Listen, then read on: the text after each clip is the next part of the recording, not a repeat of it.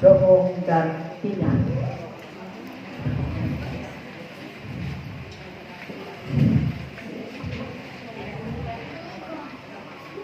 Ketika jiwa terasa damai, ketika suasana begitu indah, ketika hati terasa bahagia, dan aku berdiri di sini dengan bangga memperkenalkan diri.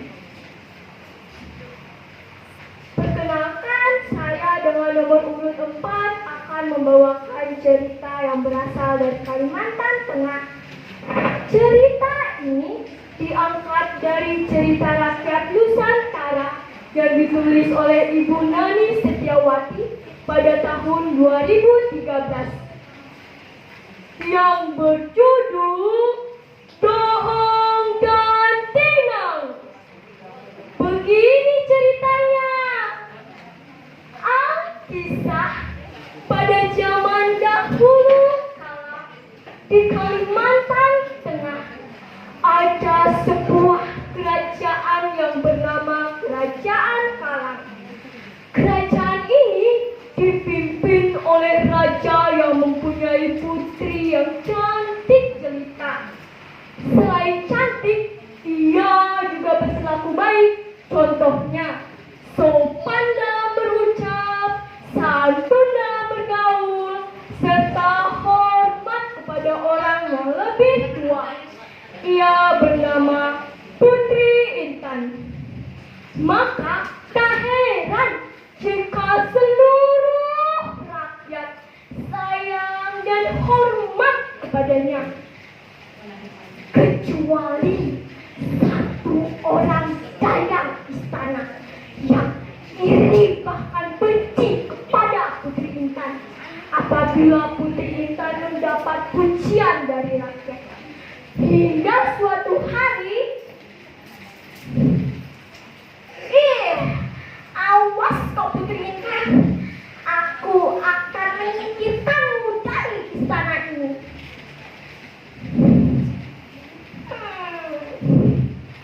Tapi bagaimana caranya? Aha, aku tahu caranya. Aku akan menyebarkan fitnah ke seluruh penjuru. Aku juga akan memasuki sang raja.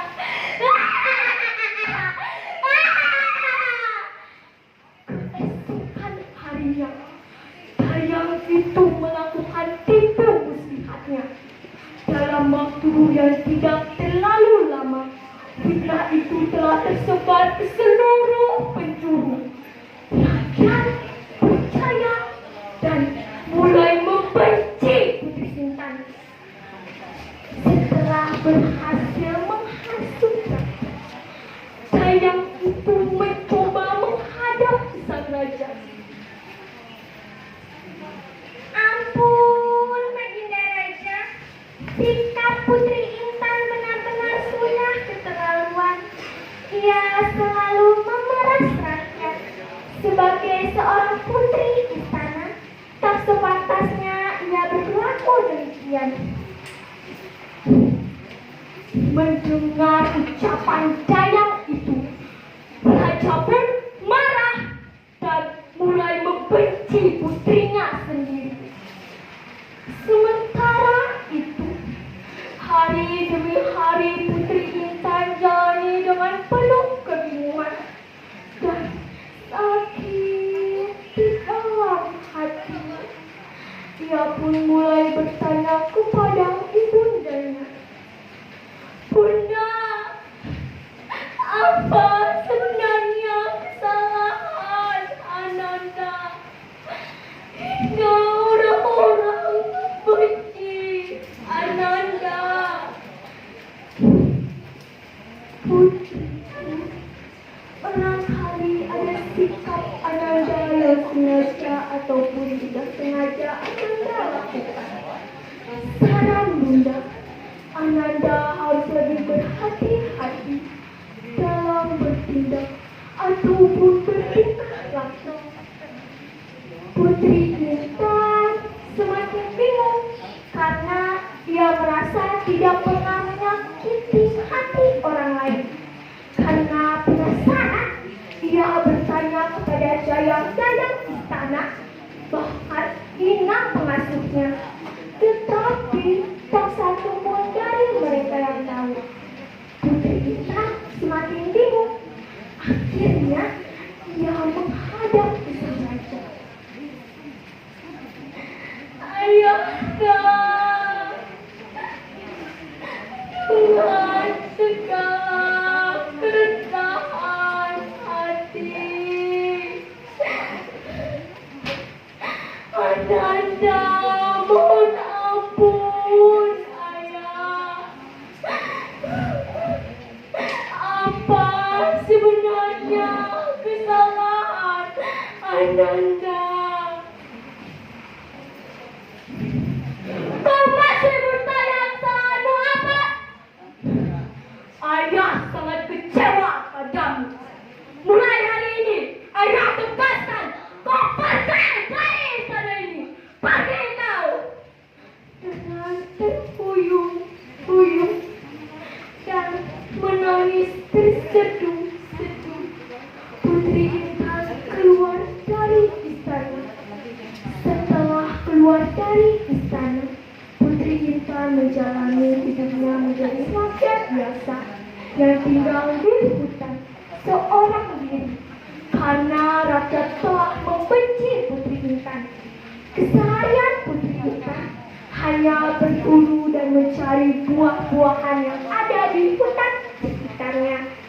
Pada suatu hari, Putri Intan pergi berburu.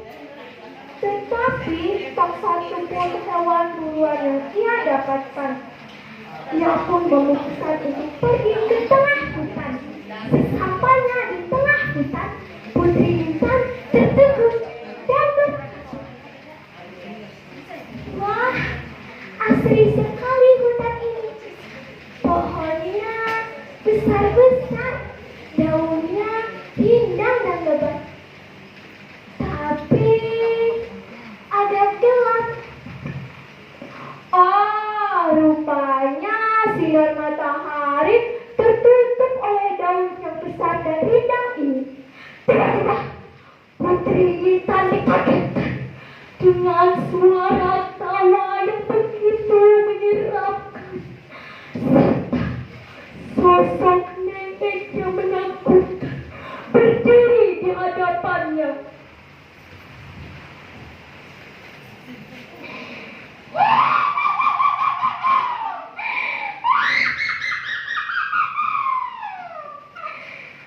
Siapa kamu? Dan mengapa kamu berada di tengah hutan ini? Ampuni, saya Putri Intan.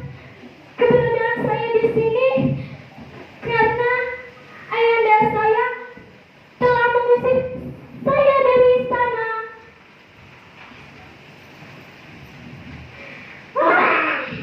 Kamu terang sekali, kamu dengan gadis yang terbuang. Aku akan menyihirmu menjadi burung singa. Sihir itu akan hilang apabila kau bertemu dengan pemuda yang bersedia mengantarkanku ke istana.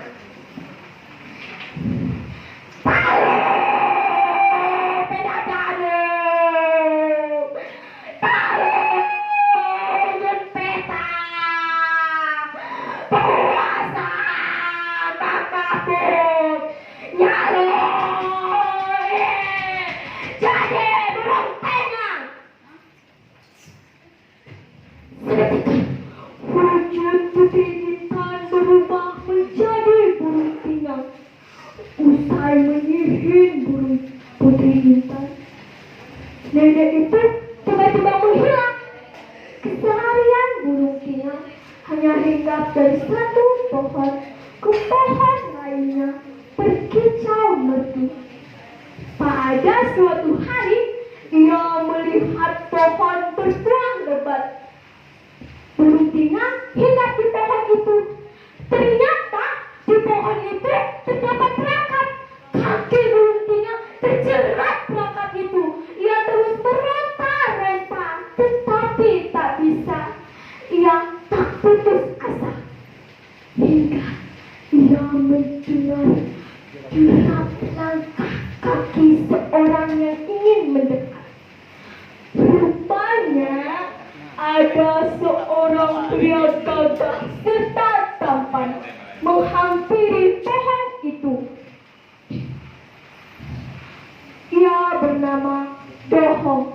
Rupanya perangkap itu milik Dohong. Dengan hati bahagia, Dohong melepaskan perangkap yang telah kena putri burung inang dan mengamatinya.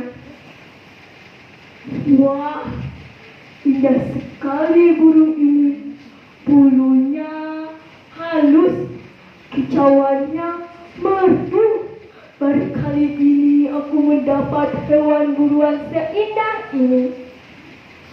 Dohong pulang ke pondok dan meletakkan burung inang ke dalam sangkar. Pada suatu hari, Dohong pergi berburu.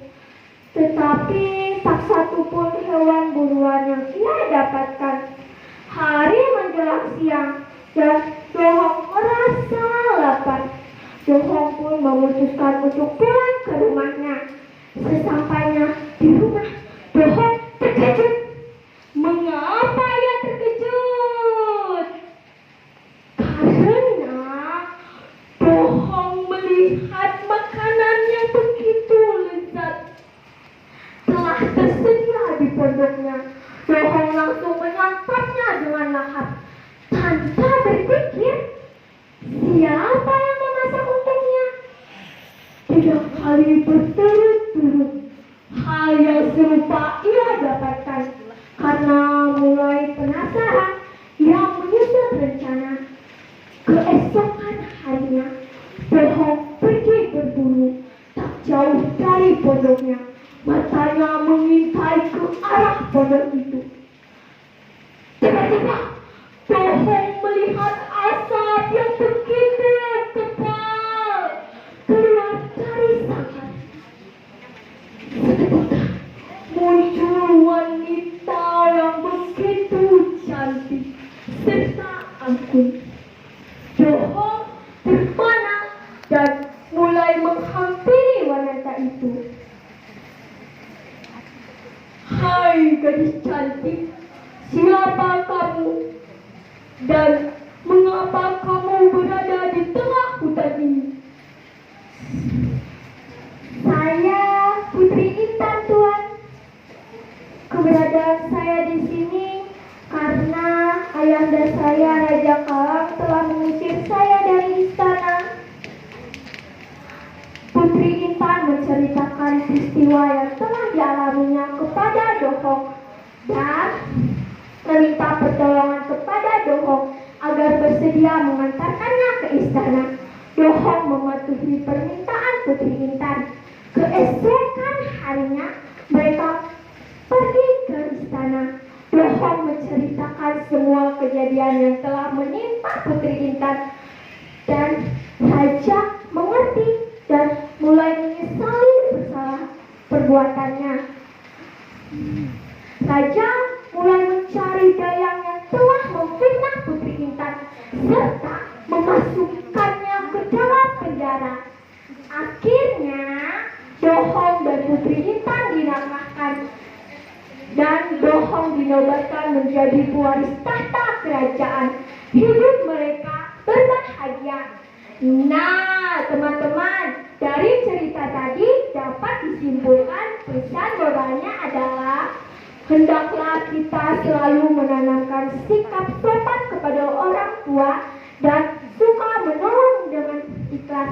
Karena sikap tersebut termasuk ke dalam pengamalan sila kedua Pancasila.